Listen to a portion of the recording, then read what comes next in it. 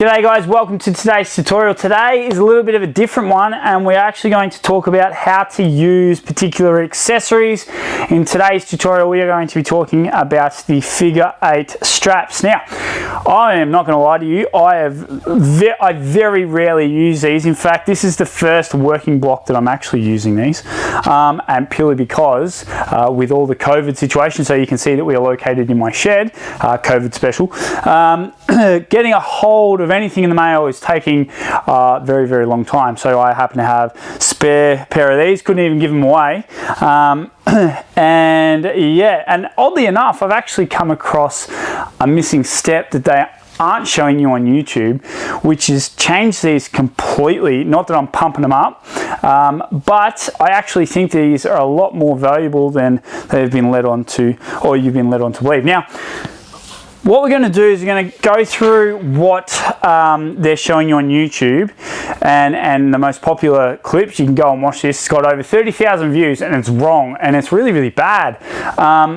What they tell you to do is you're going to place it around obviously one loop around your wrists, one over the bar. You stick your hands in through loop number 2, and then you place the connective strap outside your hands. You hold the bar and off you pop. Now, the issue with this is that you can see that if I start to fail in my grip, by the time the strap actually kicks in, I'm at my fingertips.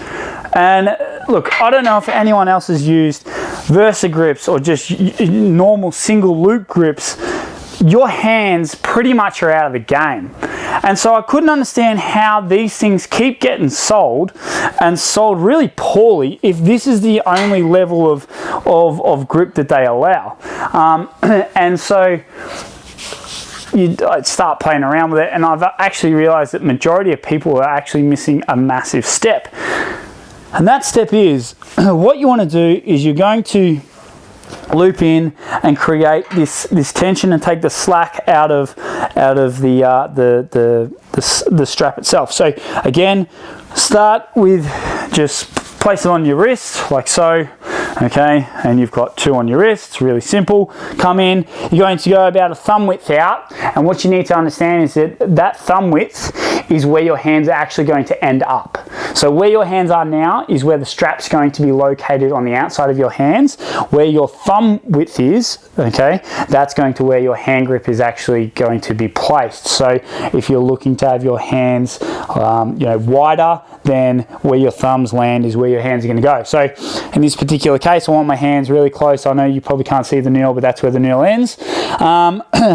Then what you want to do is slide into, obviously, loophole 2, so that's step 1 and 2, and then take this tension out, so it's as if the bar is coming off like so. So there's heaps of tension. Now, this is the added step that they have not told you. What you want to do is you're going to go outside in, so you're going to take your hands outside, wrap around, grab a hold, and now you have tension, and if I let go, you can see that the barbell is still in my hand versus out in my fingertips. So again, I'm going to come out. So this is the YouTube way. Again, if I'm like that, fingertips, right? This is, I don't know if you want to call it Rick's way. You're going to take that tension out, wrap around, grab a hold, and now that bar starts to sit in the middle of your hands.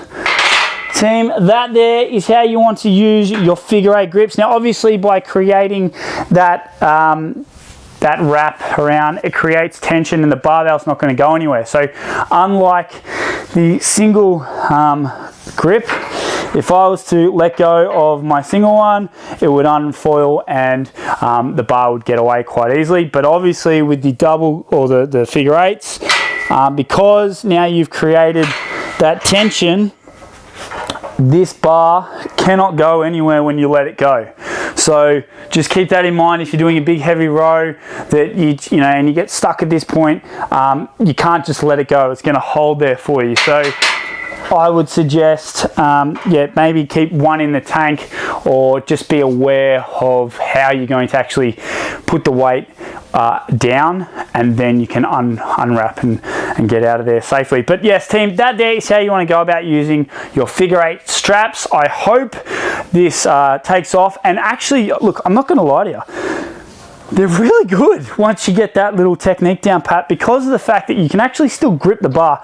The one issue I have with the likes of Versa grips and or single straps is that by the time you strap in and you get all this stuff done, you can see how much more thickness you've added to the bar, which is going to effectively impact on your grip, because, you know, thicker the grip, harder it is to grip.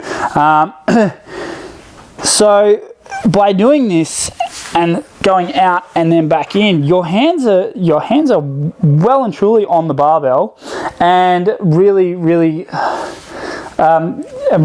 secure. So you can keep yourself nice and locked in, have nice grip of the bar, and you're really good to go. So team, that there is how you want to go about doing your figure 8 accessories, how to use them and how to get the most out of them.